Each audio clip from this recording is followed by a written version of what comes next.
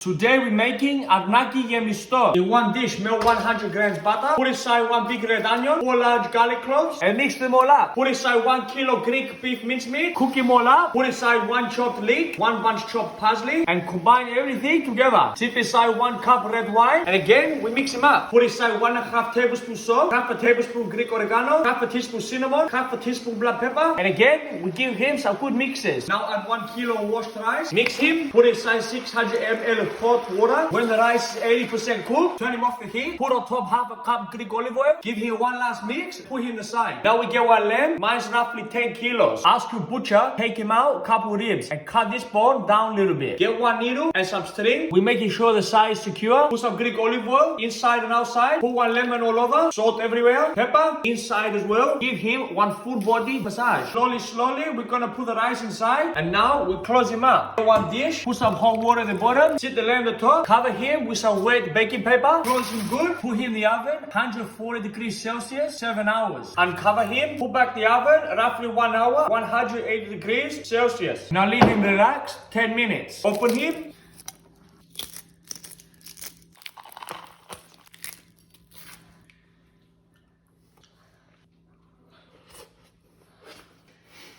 It's bloody beautiful, mate.